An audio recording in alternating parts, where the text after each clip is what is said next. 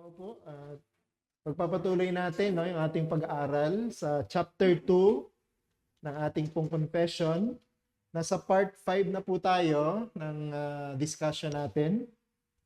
Medyo mahaba-haba itong chapter na ito. No? So, nasa kalagitnaan pa lang tayo ngayon ng ating pagtalakay. Re-reviewin lang natin yung mga mabilis nating dinaanan ng nakaraang Lord's Day. So, pinag-usapan po natin yung katangian ng Diyos na kung tawagin ay infinity, the infinity of God. Okay? At marami pong mga katangian ang nakapailalim sa general topic na ito patungkol sa infinity of God. Okay, yung una ay pinag-usapan natin yung immutable. God is immutable. So, anong ibig sabihin natin yan? The essential deity of God is constant or unchangeable. So pag pinag-usapan natin, God is immutable.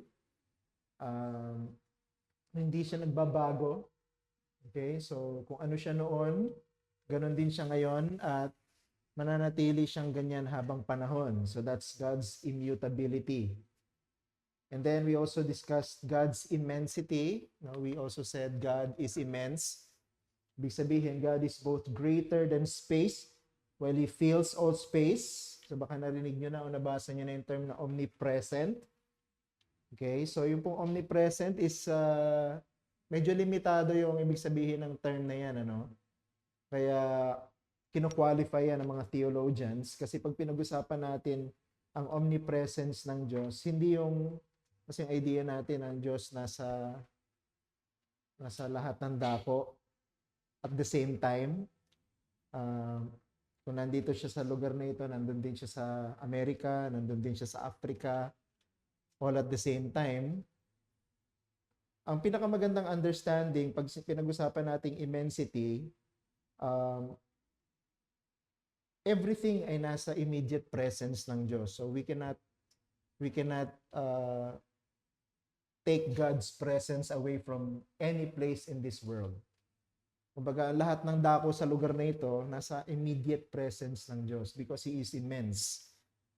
He is greater than space while He fills all space. And then we also discussed God's eternality. Ba't nauna yun nandito sa kanan ba? Nasa kaliwa. Okay, pag pinag-usapan natin yung God's eternality, God exists without beginning nor end. No, wala siyang simula, wala siyang katapusan. Hindi siya nagsimula at hindi rin siya matatapos. Okay, yung ating eternal life, merong simula nung tayo ay iniligtas ng Diyos. Doon nagsimula ang ating eternal life. Pero ang Diyos, wala siyang gano'n, napasimula. Hindi siya nagsimula, hindi rin siya matatapos.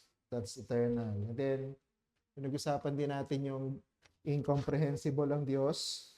Pag sinabi natin God is incomprehensible, God is infinite, and there's no way we finite beings can grasp who God is. We cannot understand totally kung sino ang Diyos.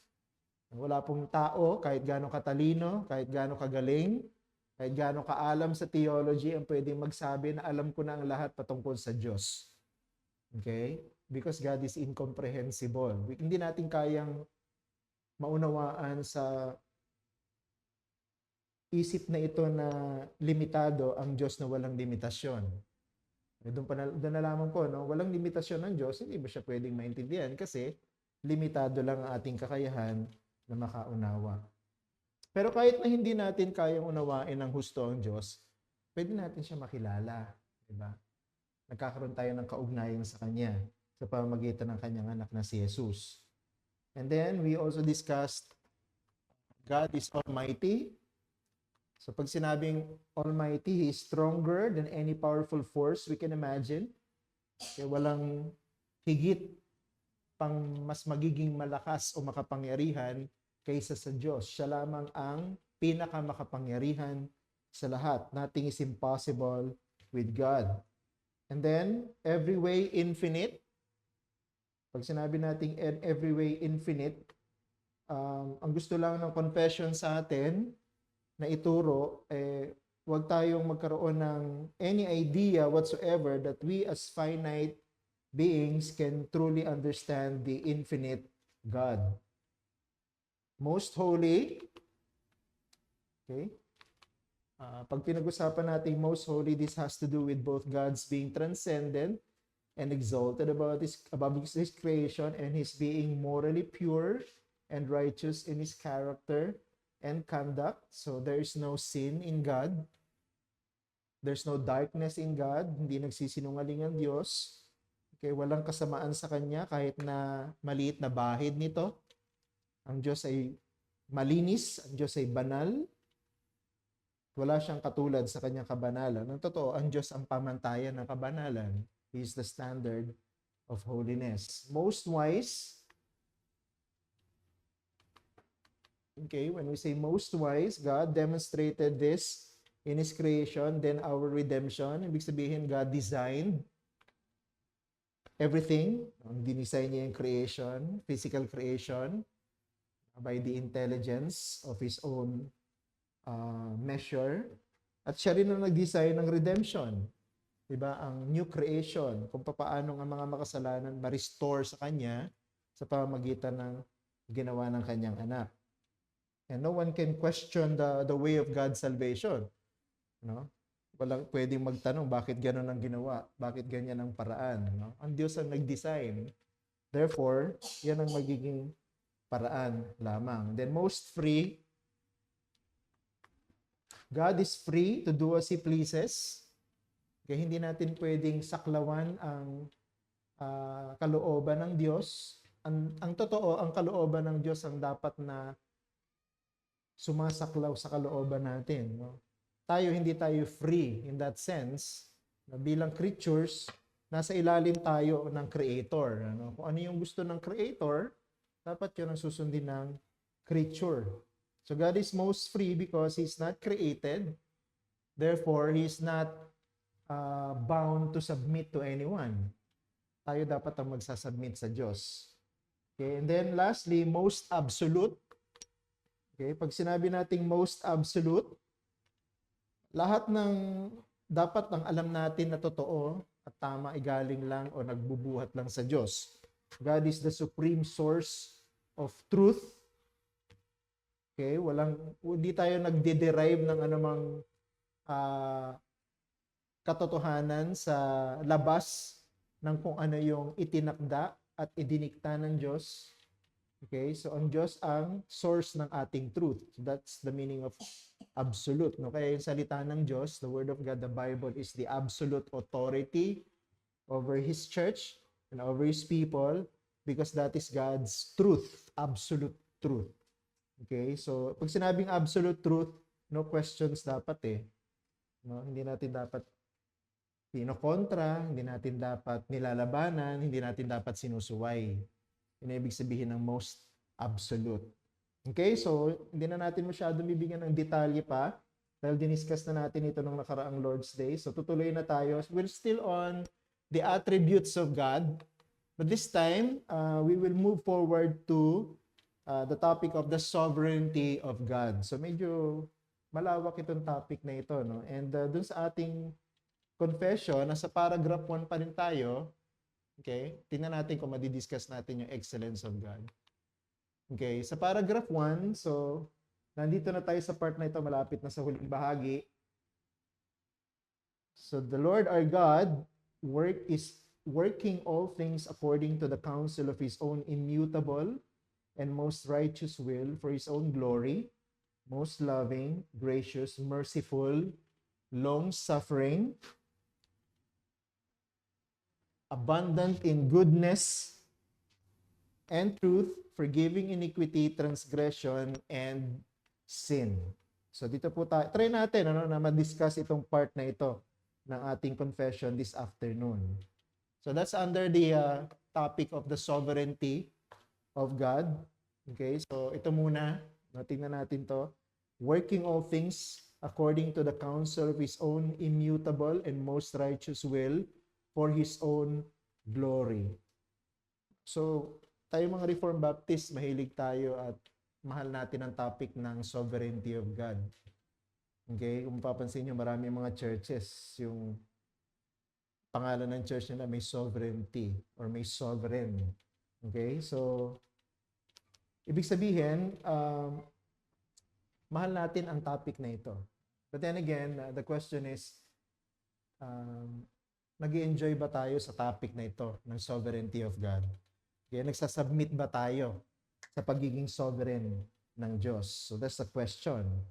Okay, kaya hindi sapat yung alam lang natin yung topic or kabisado natin yung topic. Dapat, ano rin alam mo yun, yung buhay natin naapektuhan din ng alam natin patungkol sa topic na ito. So define muna natin, what is the sovereignty of God? Okay, the sovereignty of God describes the ultimate authority, rule, government, and unassailable prerogatives exercised by the God who cannot be called into account by anyone. Okay, so pag pinag-usapan natin, God is sovereign, walang pwedeng sumalungat sa kanyang kagustuhan. No? Kung ano yung gusto ng Diyos, matutupad. Kung ano yung ibig niya, masusunod. Okay, hindi natin pwedeng panagutin ng Diyos sa kung ano man yung kanyang ginawa. Hindi natin pwedeng questionin ng Diyos sa kung ano man yung kanyang ninais. No? Kung ano po yung ginusto ng Diyos, matutupad. No? Kung ano yung nais gawin ng Diyos, walang makakapigil. Ang pinakamagandang illustration dito si Job, di ba? Kung familiar kayo sa story ni Job. Sa umpisa, okay pero nung tumatagal na at nagiging matindi na yung mga trials na pinagdadaanan ni Job, nagkaroon na siya ng question sa kanyang kaisipan. Na bakit pinapahintulutan ng Diyos sa kanya? Sumagot naman ng Diyos sa kanya. At ano ang sagot ng Diyos sa kanya? Ang sagot ng Diyos sa kanya pinakilala niya yung kanyang pagiging sovereign. Yun ang sagot ng Diyos sa kanya That I am the sovereign God.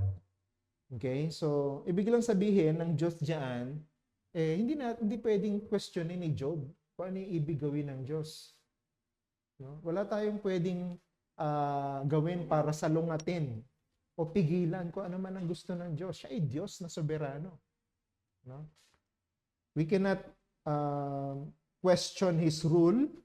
We cannot doubt His authority. So, kung tayo po ay nakakaintindi ng sovereignty of God, ano dapat ang maging biblical attitude natin dyan? Dapat tayo maging humble. Okay? So, ang tanong bakit maraming mga tao pa rin, kahit na nagpapakilala silang Christian, ayaw tanggapin yung doktrina ng pagiging soberano ng Diyos? Okay, palagay ko ito yung pwede natin maging sagot dun sa tanong na yun. The reason why the doctrine of the sovereignty of God has met up with opposition in every generation is because it strikes at the heart of human pride, which lies at the root of our sin.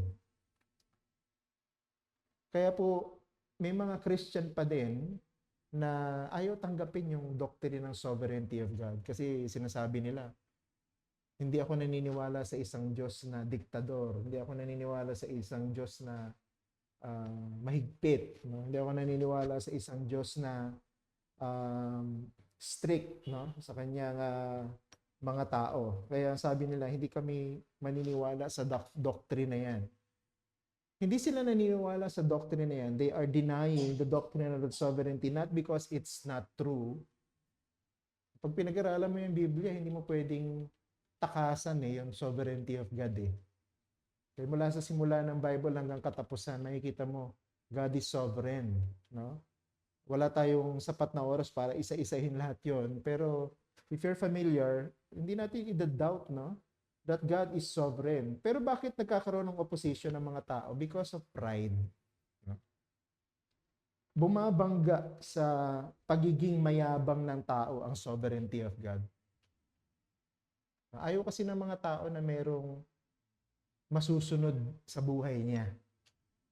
Ayaw ng mga tao na merong mas nakakaalam kung ano yung nararapat para sa kanya. Ayaw ng mga tao na merong nagdidikta sa kanya kung ano yung dapat at hindi niya dapat gawin. Di ba? Nagiging struggle din natin yan. Kahit Christian na tayo. Sinasabi natin, naniniwala ako sa sovereignty of God, pero pagka meron na tayo nabasa sa Bible na ito yung gusto ng Diyos, lumalaban yung puso natin, Sumasalungat yung ating kalooban, ayaw nating sundin. That's pride. no? At yan ang ugat ng ating kasalanan. Kung saan nagmumula ang lahat ng uri ng kasalanan. And unless we overcome this pride, hindi natin pwedeng isabihin na I love the doctrine of the sovereignty of God. Magiging hypocrite lang tayo pag sinabi natin, gusto ko yung doctrine of the sovereignty of God, pero in practicality, nagiging disobedient ka naman. How can you love the sovereignty of God pero disobedient ka? That's pride. Ang biblical attitude na angkop, no, para sa doctrine ng sovereignty of God is humility. No? Sabi nun sa Romans chapter 9 verse 20 from the NIV, "But who are you, a human being, to talk back to God? Shall what is formed say to the one who formed it, why did you make me like this?"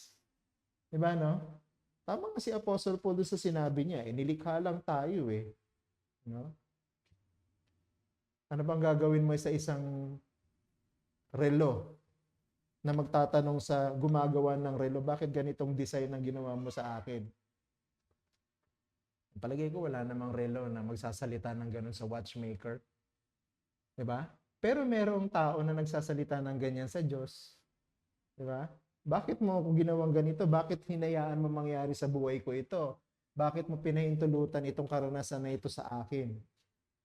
Kung naiintindihan natin that God is sovereign and we submit to this doctrine, hindi tayo sasagot ng pabalang sa Diyos, hindi natin kukwestiyonin ang Diyos, kundi magpapasakop tayo sa kanyang pagiging soberano. Sana tayo, pinag-aaralan natin to, i-apply natin sa ating everyday life. Huwag yung lalaban tayo lalo na't alam naman natin na galing sa salita ng Diyos yun, paalala ng salita ng Diyos sa atin, huwag nating labanan, di ba? Dapat magpasakop tayo kahit na parang nasasaktan tayo. Ganun talaga pride yun no? Pagka nasasaling yung pride, masakit, no? Pero dapat ang ating attitude, ang tanong agad tama ba ito? O sinasabi pa ito ng Diyos o hindi? Kung sinasabi ito ng Diyos, kahit na parang nasasaktan yung aking damdamin, susunod pa rin ako. Because God is sovereign. Okay? So, isa-isahin natin under this part of the confession, yung sovereignty of God. Sabi dyan, yung una, the sovereignty of God applies in all things. Working all things. Sabi dun sa ating confession. Now, dito, makikita natin that the extent of God's exercise of His sovereignty in all things. So, ibig sabihin, ang sovereignty of God, walang limitation. No? It applies to everything. It applies to all things. So, isipin nyo na kung ano yung all things. No? So, applied ang sovereignty of God doon. Sakop ng sovereignty of God ang lahat ng iyan. So, when we say God is sovereign and it is applied or it applies to all things, so we mean God is sovereignly involved even in the lesser things in creation. Yung ba mga bagay na parang sa atin ay less important, no? Hindi naman masyadong mahalaga, hindi na natin masyadong napapansin, o hindi na nga natin alam na nag-exist pala, even in those things, the sovereignty of God applies.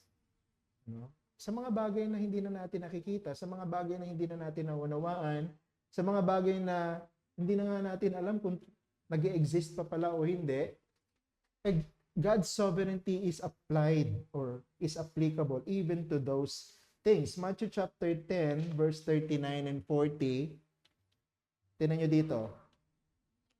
Lesser thing in creation, sparrows, sabi dyan, are not two sparrows sold for a penny? And not one of them will fall to the ground apart from the Father, but even the hairs of your head are all numbered. So, ano yung lesser things in creation dito? Sparrows. Kaya ba pinapakialaman niyo yung mga ibon? Minsan nga, di ba, di na natin napapansin Yung mga ibon niya, we don't even care, no? About them. Pero alam natin na nag-exist yung mga ibon na ito. Mga maya, mga kalapate, Sabi dito sa verse na ito, ay even those birds, sakop ng pagiging soberano ng Diyos. God is involved.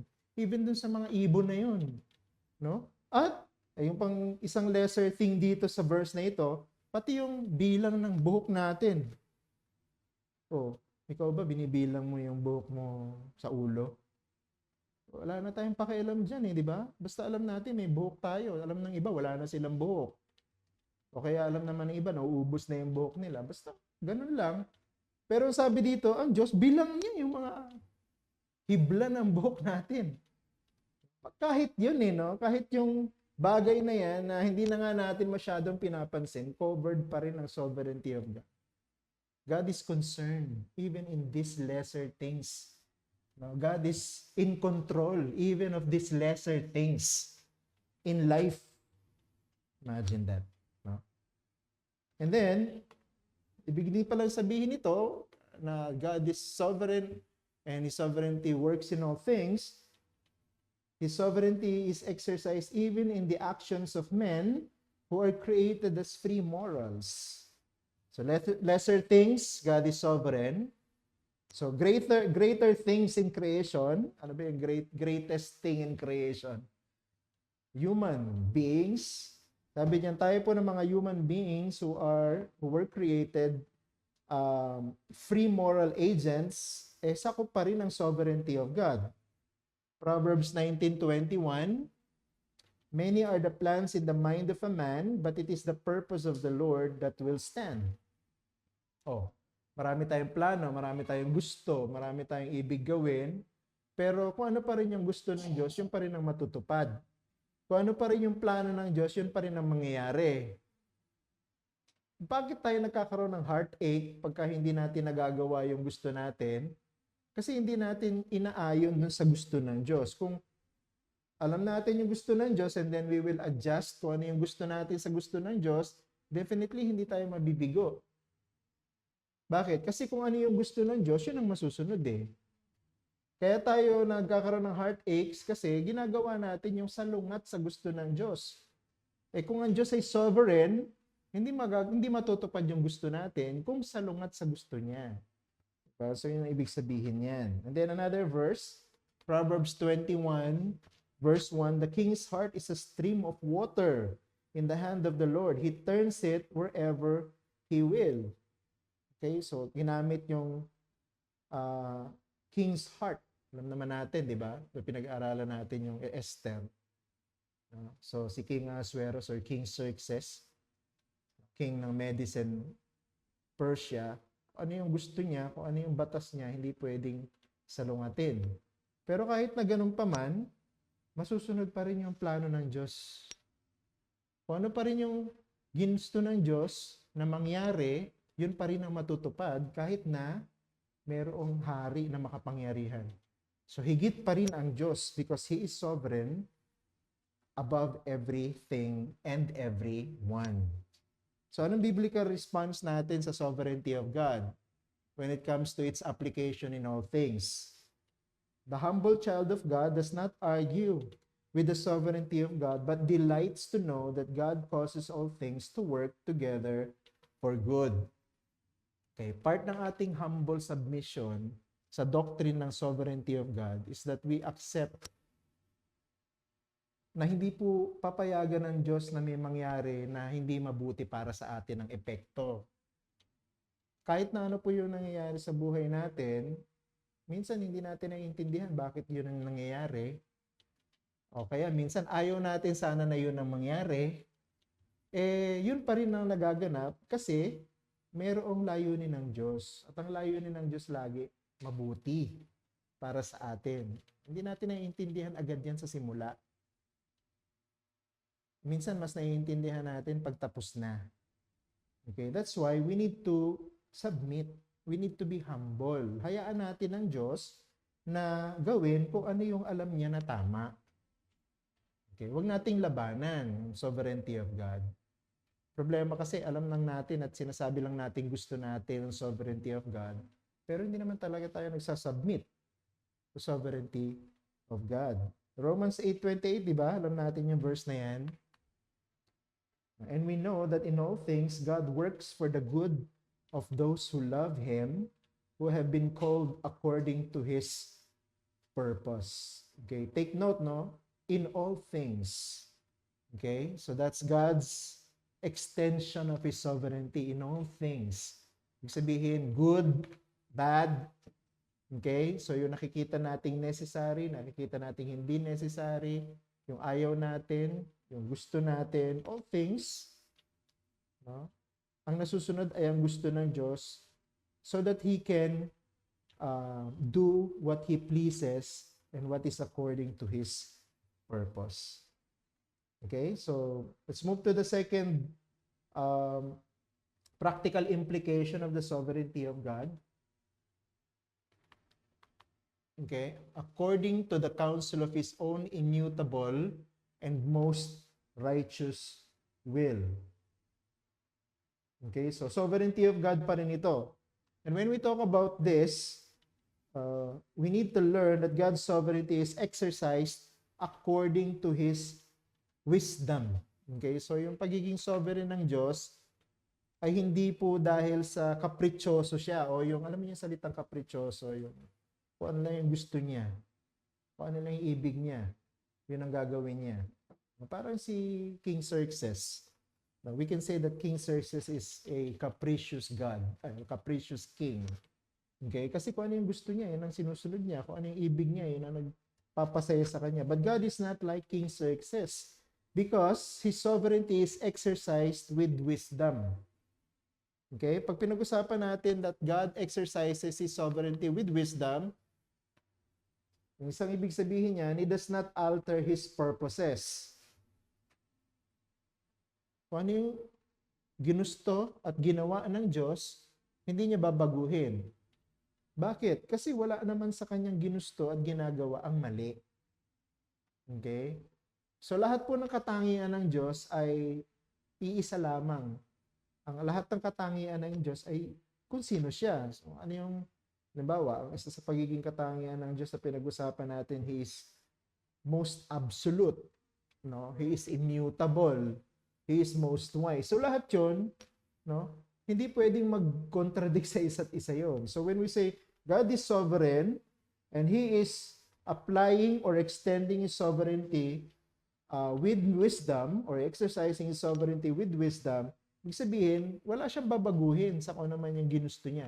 Wala siyang babaguhin sa kung ano man ang pinlano niya sapagkat wala namang mali sa kanyang ginusto. Wala namang mali sa kanyang plano. No? Psalm 33 verse 11, the counsel of the Lord stands forever, the plans of His heart to all generation.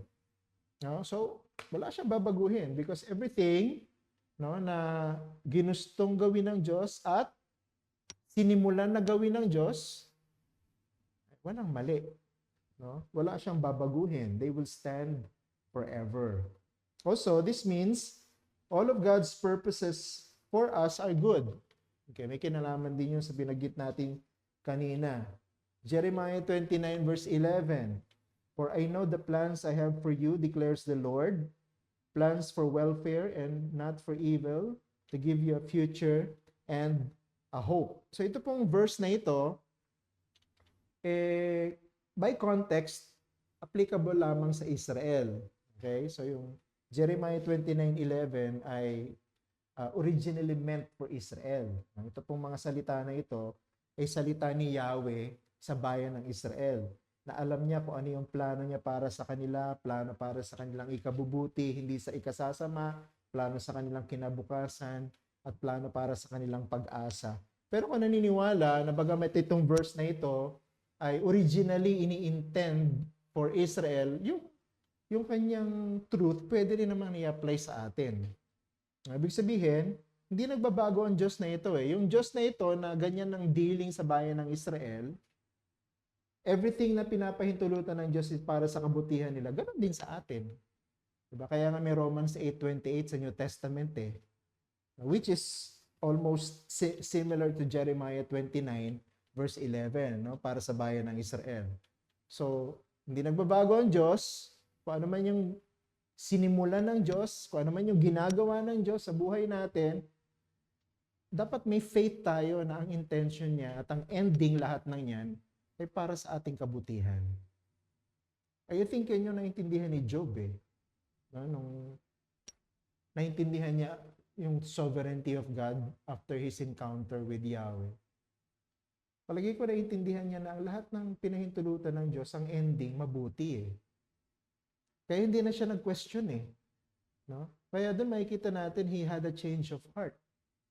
Dapat ganun din tayo. Dapat hindi na nga natin hintayin, dumaan tayo sa ganun before we completely understand ang gusto ng Diyos mabuti. Dapat alam na agad natin sa simula na wala namang pinapahintulutan at ginagawa ang Diyos na hindi mabuti ang kahihinatnan. Siguro kaya lang lumalaban yung ating damdamin kasi hindi natin agad naiintindihan sa umpisa. Kaya nga po may faith eh. No? Yung faith, nagtuturo sa atin na magtiwala sa Panginoon na hindi niya tayo dadalhin sa masama. Okay? Kundi laging katapusan ng ginagawa niya, mabuti. Ang point natin dito sa part na ito, God's determinations by which God rules the universe are both unchangeable and good. Di ba, ang sarap mag-trust sa isang Diyos na hindi nagbabago. Ang sarap mag-trust sa isang Diyos na hindi nagkakamali. No? Ang sarap mag-trust sa Diyos na alam mong laging dadaling ka lang sa mabuti eh. No? Unlike the gods of the pagans, alam mo yung Diyos ng mga pagano na wala silang assurance eh na dadalhin sila sa mabuti eh. Ano? Laging wala silang faith eh na nagbibigay sa kanila ng comfort. Yung paniniwala nila sa mga Diyos-Diyosa nila, sa mga santo at anito nila, lagi may takot eh. No? Kasi hindi nila alam kung saan sila dadalhin ng kanilang paniniwala. Pero tayo, hindi ganun ang pananampalataya natin. Sapagkat alam natin ang Diyos na pinananampalatayaan natin, ang totoong Diyos, ang buhay na Diyos, laging dadalhin tayo sa kabutihan. And besides this, pangatlo, ito pa isang importante, no? When we talk about the sovereignty of God, it is always for His own glory. That's the purpose, no, of God's sovereign actions. It is sobering, yet liberating to realize that the ultimate end of all things is not for us, but God. Diba? Ang kasalanan kasi laging ang inaangat niyan ay sarili. Ako, ang mahalaga, akin ang importante.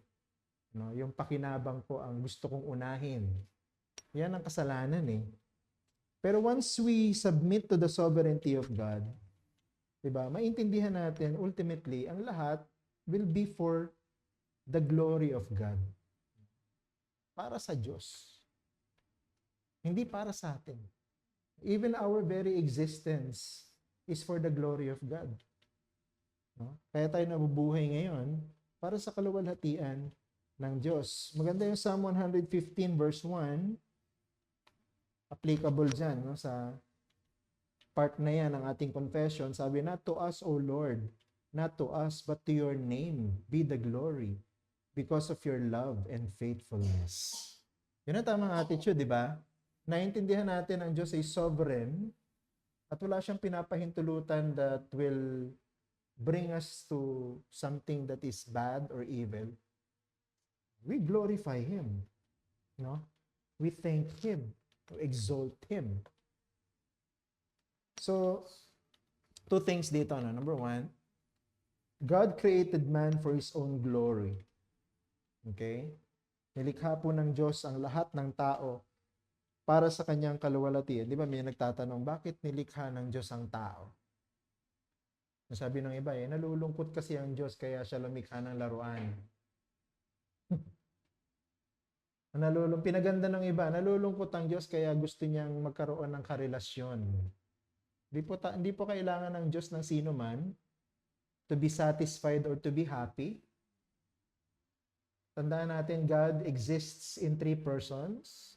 Three persons in one Godhead. Sufficient na sila. Sapat na sila sa isa't isa. Father, Son, and Holy Spirit. Hindi nila kailangan ng sino man. Ano? Sila yung ultimate standard of what is being satisfied, being happy, being loved, being sufficient, and so on. Pero bakit tayo nilikha ng Diyos? Ang sagot, para sa kanyang kaluwalhatian. Sabihin ng iba, napaka-conceited naman ng Diyos na yan. Kaya pala nilikha ng Diyos ang tao at ang lahat ng bagay para ma-exalt at mag-glorify siya. Wala pong masama dun sa katotohanan na yan, no? Na nilikha ng Diyos ang lahat kahit tayo para sa kaluwalhatian niya. Why? Because the answer is, He deserves to be glorified. Because He is God. Pagka naintindihan mo na siya'y Diyos at tayo'y nilikha lamang, hindi natin lalabanan yung kaisipan na tayo'y nilikha para bigyan siya ng kaluwalhatian. It will be a privilege for us na bigyan ko ng kaluwalhatian ng Diyos na ito na lumikha sa akin. Lalo pa, hindi ka lang nilikha ng Diyos, niligtas ka pa. Diba? So para sa isang Christian, double yung kanyang reason for glorifying God eh. Ano yung una? Nilikha ako ng Diyos bilang tao. Hindi ka nilikha ng Diyos bilang ipis. Hindi ka nilikha ng Diyos bilang aso o pusa. Nilikha ka ng Diyos bilang tao. No? Tapos, niligtas ka pa niya mula sa pagiging alipin ng kasalanan. So, naging doble ngayon yung reason mo para i-glorify ang Diyos. Kaya ang Christian, dapat malinaw sa atin yung gusto kong bigyan ng kaluwalhatian ng Diyos ko. Dahil hindi niya lang ako nilikha, niligtas niya rin ako. At yung paraan ng pagliligtas ng Diyos ay kahanga-hanga dahil nagsakripisyo siya ng kanyang anak. So, Isaiah 43 verse 6 and 7, I will say to the north, give them up, and to the south, do not hold them back. Bring my sons from afar and my daughters from the ends of the earth, everyone who is called by my name, whom I created for my glory, whom I formed and made. So ito isa sa mga malino na verses, no, telling us that God created human beings in all parts of the earth for His glory. Then, secondly, God redeemed His people for His own glory. So nabanggit ko na yan.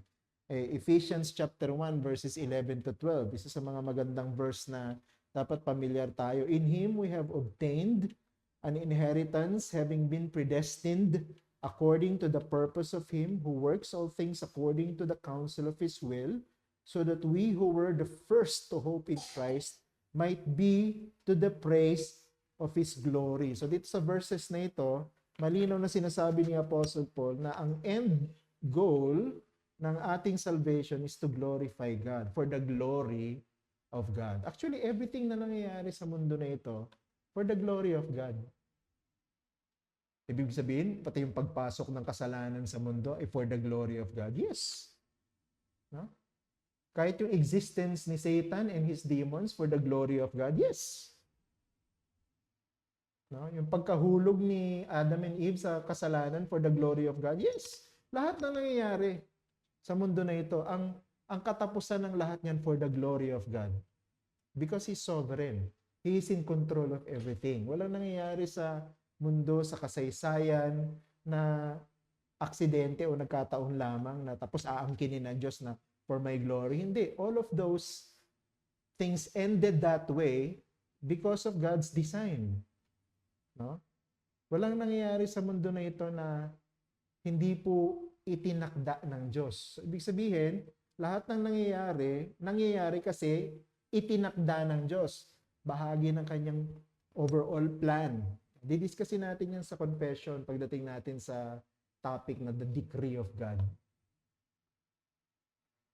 Kadugtong yan ang pagiging soberano ng Diyos. So yung ating pagiging nilikhang tao at yung ating pagiging ligtas na mananampalataya, lahat yan ay para sa kaluwalhatian ng Diyos. Anong implication ngayon yan?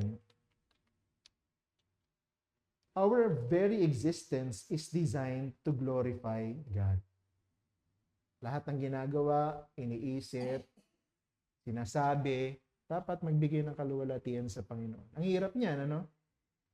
Yung sinabi ni po sa 1 Corinthians 10:31, so whether you eat or drink or whatever you do, do all to the glory of God. No? Bakit sinabi yung eat or drink? So, ibig sabihin lamang, even the minutest things sa buhay ng isang tao, dapat ginagawa natin with the sole purpose of glorifying God. No, yung pong, I think yung eating and drinking dito is an umbrella category. Ibig sabihin, everything that is minute in life, no? To the very great things in life.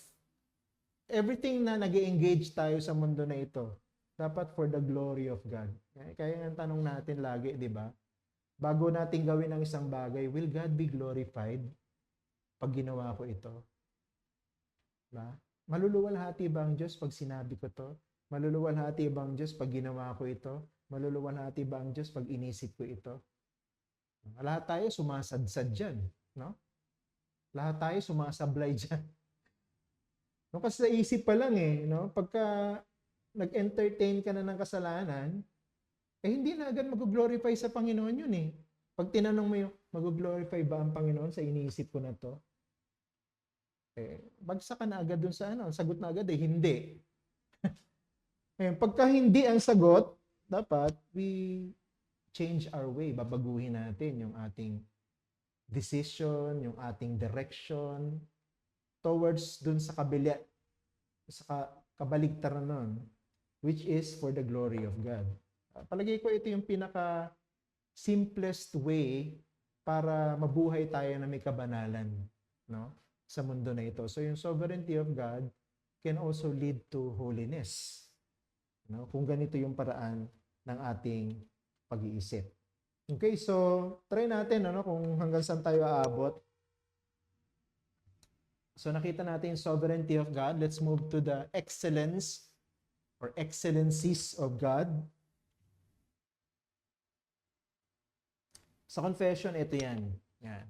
Most loving, gracious, merciful, long-suffering, abundant in goodness and truth, forgiving iniquity, transgression, and sin.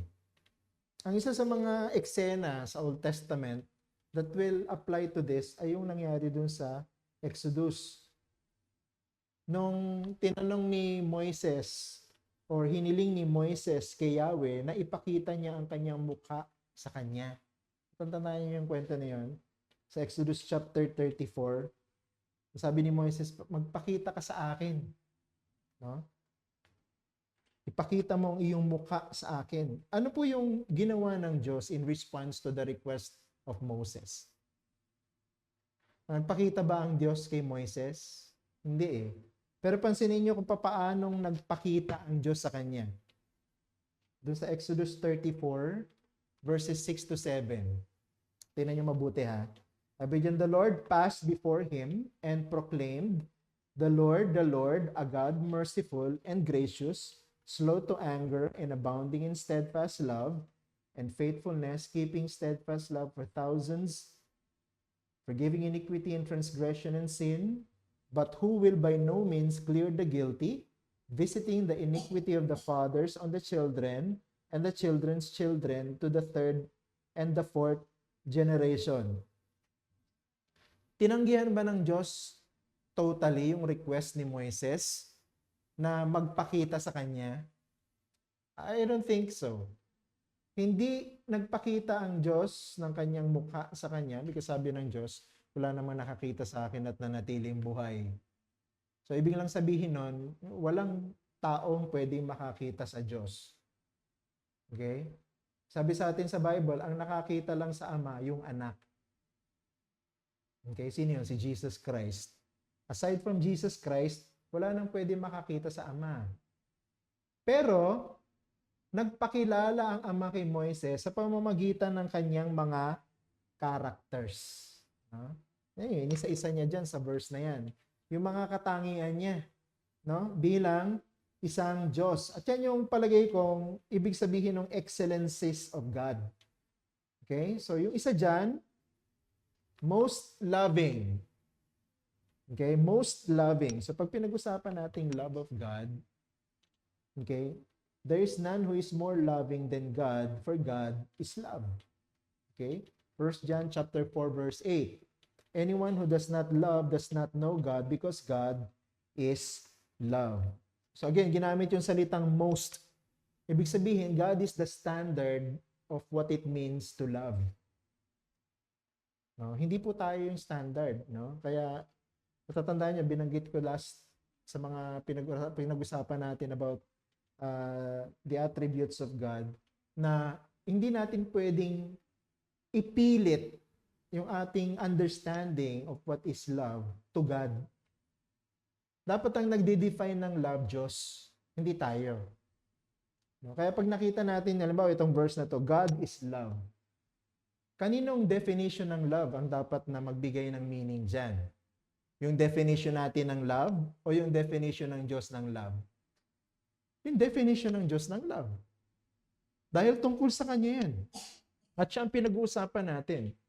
No? Kaya, pag pinag-usapan natin God is love, so malinaw na agad dyan, hindi yan yung sentimental love, alam mo yun, yung emotional.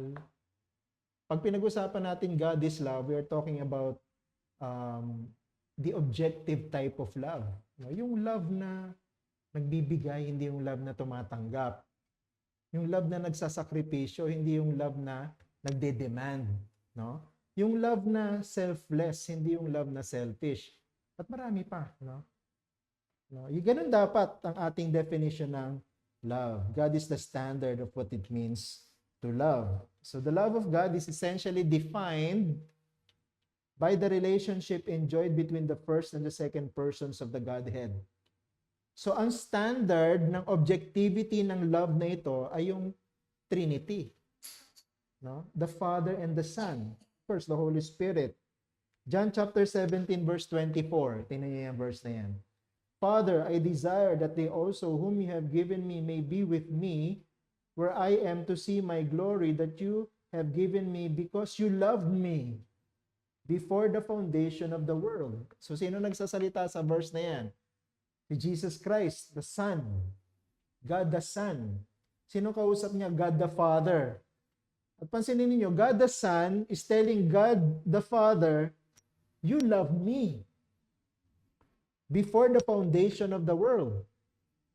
So, kung yung love na sinasabi ni Jesus dito ay nag-exist bago pa man magkaroon ng world, hindi yun yung understanding natin ng love. Nakuha niyo? Kasi wala pa tayo eh. Binabanggit ni Jesus na love na yan ng Father sa Kanya. Wala pa ang earth, wala pa ang humans, wala pang angels. So, ibig sabihin, this is the kind of love that exists in God. No? In the Godhead. John 14:31.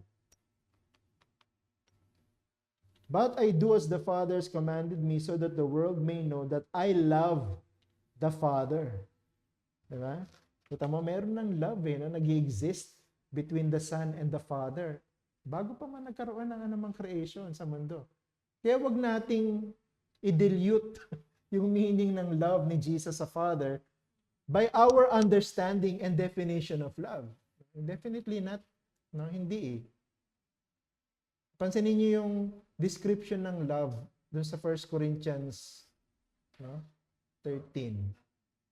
No? Anong description ng love doon? Ikita mo na hindi yun yung love na alam ng tao eh. Bakit? Because yun yung love na in-exemplify ng Son towards His Father. No? Ni Jesus Christ towards God the Father. So ang ating definition and understanding of love should be God Himself. No? Huwag nating i-impose sa Diyos yung ating love. No? Ang love natin imperfect eh. Derive lang yung love natin eh from the love of God. No? But God demonstrated His love. Paano dinemonstrate ng Diyos yung love? By giving His Son. No? And allowing Him to die for us. O yung pala, mahirap na, di ba? Hindi ganun ang love natin eh. Ang love natin lagi, pakabig. Ang love natin lagi, nagde-demand. Ang love lagi natin selfish. Pero sa Diyos, hindi. Lahat kabaligtaran nun. And then, the love of God is known, saan na tayo? The love of God is known by those who are savingly joined to Christ. Hindi imposibleng maintindihan ng tao ang pagmamahal ng Diyos kapag naranasan ng tao nung naligtas siya. Kaya ang meron lang dapat right na magsabing naiintindihan ko ang pag-ibig ng Diyos yung mga niligtas ng Diyos. No? John 14:21, whoever has my commandments and keeps them, it is who loves me.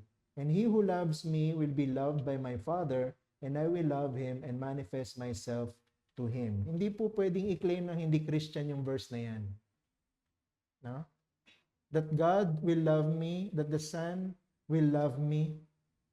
No? Kaya hindi natin pwedeng sabihin ng kahit kanino lang yung God loves you. Na term. Hindi. No?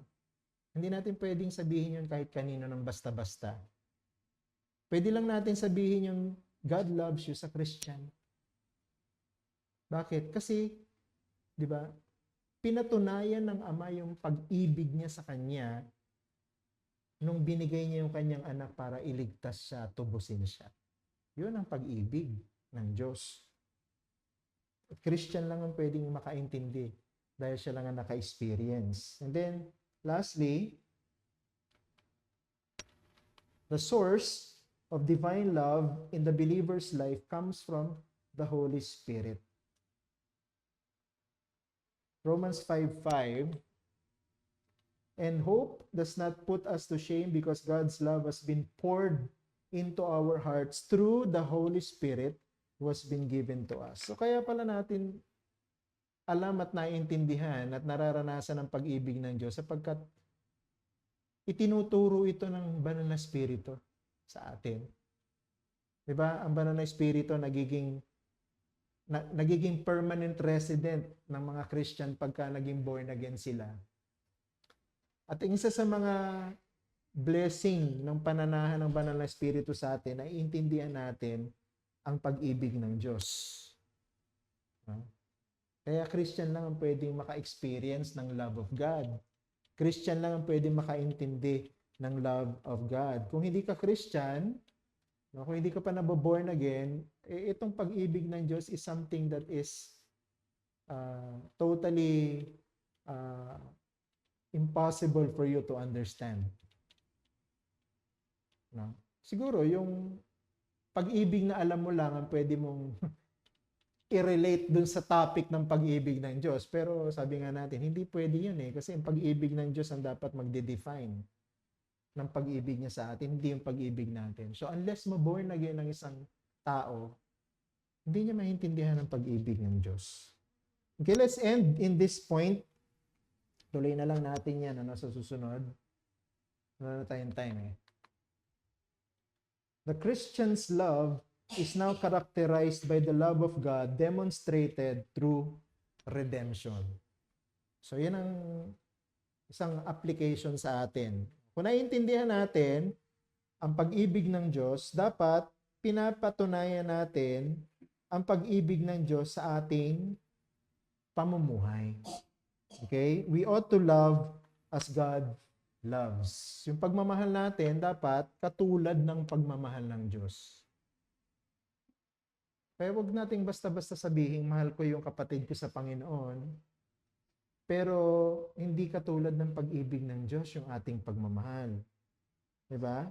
Ano ba yung pagmamahal ng Diyos? Ito yung isang example. Romans 5, verse 8. But God demonstrated His own love for us in this, while we were still sinners, Christ died for us. So ano daw yung pagmamahal ng Diyos na dapat maging uri ng pagmamahal natin? Dapat nagsasakripisyong pagmamahal, nagbibigay na pagmamahal. Diba? Pagmamahal na handang mamatay para sa iba. Kaya pala sinabi ng Panginoon, na kung ibig mong maging alagad ko, diba? Ibigay mo yung buhay mo. Hayaan mong mawala yung buhay mo. Dapat you're willing to sacrifice your life for others, more so, o lalo na para sa iyong Panginoon. Because that is how we should love.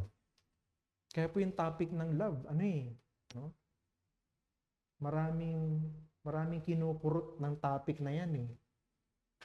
No? Nung huli ako nag-series ng sermon sa love eh, maraming nagalit. Ano? Because the moment we expose the real meaning of this love, siguro na-expose yung kanilang yung kanilang misunderstanding of love and their malpractice of love. No? Kasi mahirap yung topic na ito eh. Pag hindi natin talagang sinunod yung definition ng love ng Diyos sa Bible, we cannot really claim that we understood love. No? Pero dapat ibigin natin ang isa't isa ng ganito eh. No? Kasi ganyan tayo inibig ng Diyos. Okay? So siguro discussin natin yan some other time. No? Because we are talking about this here patungkol sa love ng Diyos, God's love for us. Okay? So dito na lang muna tayo siguro kasi wala na tayong time. Okay? Tutuloy na lang natin tong topic na ito sa next Bible class natin, Lord willing. May question po ba kayo? I can go on and on, but we have insufficient time. Okay, may question ba kayo? Clarification dito sa diniscuss natin? Mabigat, ano? But we cannot run away from this topic eh. Hindi natin pwedeng lagpasan, hindi natin pwedeng talikuran, hindi natin pwedeng alam mo yun, hindi tayo pwedeng skip ng topic na ito. Paano kung hindi ka mahal-mahal ng isang tao? Eh, ang utos sa atin, ibigin natin ng isa't isa katulad ng pagmamahal ng Diyos sa atin. So, kung utos ito, eh, dapat nating sundin. At ang ating pamantayan ng pagmamahal natin sa ating kapwa, hindi naman yung kaibig-ibig ba sila o hindi. No? Ang pamantayan ng ating pagmamahal sa ating kapwa, inibig sila ng Diyos. No? Lalo na yung kapwa nating Christian, no? Bakit natin kailangan ibigin ng isa't isa? No, hindi dahil sa kaibig-ibig tayo na special ka, sobrang bait mo, sobrang generous mo, sobrang lovable mo, hindi. Kaya dapat ibigin natin ng isa't isa kasi inibig muna tayo ng Diyos. Kaya nga tayo niligtas eh. No? So kung inibig tayo ng Diyos kaya tayo ligtas, wala tayong dahilan para hindi natin ibigin ng isa't isa. Okay? Hindi natin pwedeng takasan yan. No? Kung inibig ng Diyos yung Christian na yan at niligtas siya kaya siya member ng church, dapat ibigin natin siya. Wala tayong reason para hindi siya ibigin. No? Kung maglalagay ka ng dahilan para hindi siya ibigin, kasalanan mo na yon. No? Ang umiiral doon, hindi na po ang pagmamahal natin sa Diyos ang umiiral doon. Kasalanan na. Kasi sinasabi mo, ayoko siyang ibigin. Dahil ganito ang ugali niya. Ayoko siyang ibigin dahil ganun ang ugali niya. No? Pero ang tanong, inibig ba siya ng Diyos? Oo. Niligtas siya ng Diyos? Oo. Dapat mo ba siyang ibigin? Oo. Diba? Wala tayong lagpas eh. Wala tayong escape eh. Hindi natin pwedeng takasan. At hindi lang natin pwedeng ibigin yung gusto nating ibigin. Ito lang ibigin ko kasi close kami. Siya, ayoko siyang ibigin kasi kung may nakikita ka sa kanya na parang hindi ka ibig-ibig, huwag mong kalimutan na baka may nakikita rin sa'yo na hindi ka ibig-ibig. Pero iniibig ka niya. Diba? Kasi utos ng Panginoon yan. No? At kung nasa atin yung Holy Spirit, we can overcome yung mga, temptation sa atin na wag ibigin yung kapwa because of this or because of that. Wala tayong reason para hindi ibigin ng isa't isa. Nasa atin ang lahat ng dahilan para ibigin ng isa't isa. Ulitin ko ha, wala tayong dahilan para hindi ibigin ng isa't isa. Ang totoo, nasa atin ang lahat ng dahilan para ibigin ang isa't isa. Question pa?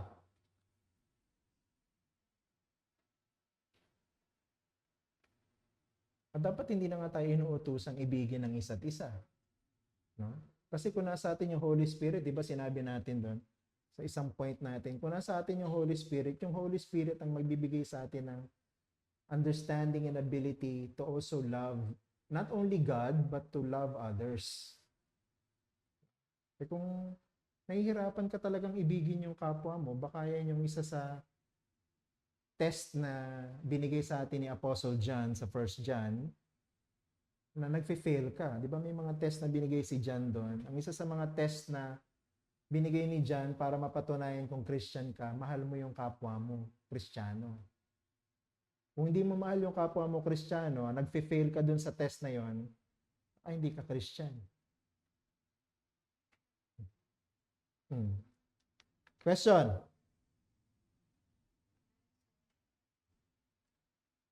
Okay, so magpahinga na muna tayo bago tayo mag-proceed sa ating worship service. Let's try kung makapag-start tayo ng mas maaga. Kasi mukhang maraming may sakit, no? At hindi na natin ma-expect na darating yung iba sa atin ngayon. So, mag-start tayo. Try natin mag-start ng mas maaga. Salamat po.